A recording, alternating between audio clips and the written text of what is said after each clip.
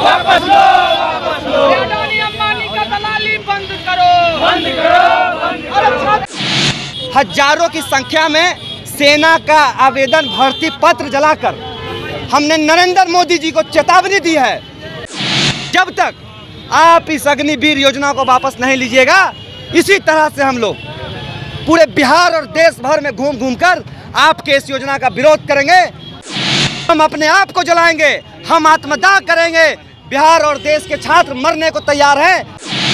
आप देख रहे हैं बिहार इन शॉर्ट्स में, हूँ आपके साथ रोहित। इस वक्त तो मौजूद है पटना के कारगिल चौक पे। आपको बता दें कि पप्पू यादव की पार्टी जन अधिकार पार्टी के छात्र लोग हैं जो कि अग्निपथ स्कीम के विरोध में आज सड़कों पर उतरे हैं। आइए हम इनसे बातें करते हैं क्या कुछ इनकी मांगे हैं। आप देख सकते हैं जिस तरह से अग्निपथ योजना में जिस तरह से कुछ रजिस्ट्रेशन बहुत ज़्यादा हो चुके हैं, उसको लेकर रजिस्ट्रेशन की ये लोग कॉपी भी जला रहे हैं और लगातार नारा लगा रहे हैं वापस लो, अग्निपथ स्कीम वापस लो। आइए हम कुछ लोग हैं, हम उनसे बातें भी करेंगे। आप देख सकते हैं वापस लो, वापस लो, वापस लो। अडानी अंबानी का दलाली बंद करो, बंद करो, बंद अरे छात्रों पे तैयार नहीं चलेगा, नहीं चलेगा।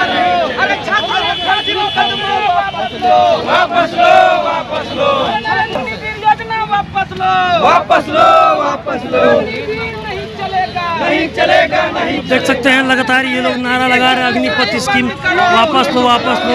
और ये लोग सड़कों पर खड़े हुए हैं। नहीं बंद करो, बंद करो। अरे रुक जा भाई, क्या कुछ मांगे आप लोग? जी देखिए, हम लोग अग्निपथ स्कीम को लेकर हम सारे लोग यहाँ पे उसके खिलाफ हम लोग खड़े हैं। देखिए, लगातार जिस तरह से अग्निवीर आंदोलन में शामिल छात्र छात्राओं को जिस तरह से जेल भेजा गया और आंदोलन के बावजूद लगातार इस योजना को ना तो वापसी ली गई, ना इस पे किसी तरह की सर्वदलीय बैठक की गई, ना कोई उचित निर्णय लिया गया।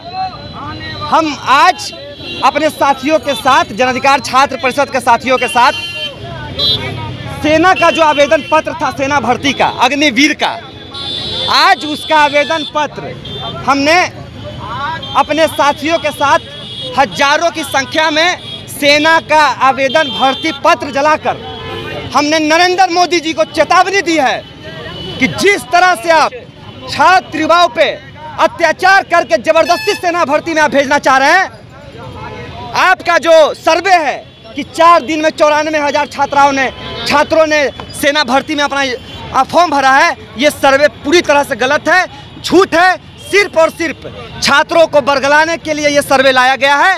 नरेंद्र मोदी जी और केंद्र की सरकार हमें स्पष्ट कह देना चाहते हैं कि जब तक आप इस अग्निवीर योजना को वापस नहीं लीजिएगा, इसी तरह से हम लोग पूरे बिहार और देश भर में घूम घूम कर आपके इस योजना का विरोध करेंगे।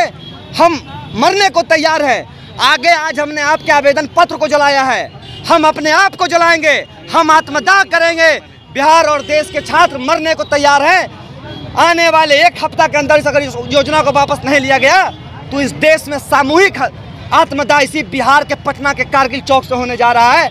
हम छात्रों की आवाज़ पे बिल्कुल पीछे नहीं हटेंगे, हम उनके साथ कदम से कदम मिलाकर खड़े हैं। जन अधिकार छात्र परिषद और पटना विश्वविद्यालय छात्र संघ शुरू से इस मामले को लेकर लड़ते आया है और आगे भी हम इस मामले को लेकर लड़ते आएंगे। मनीष कुमार, छात्र संघ अध्यक्ष, पटना यूनिवर्सिटी।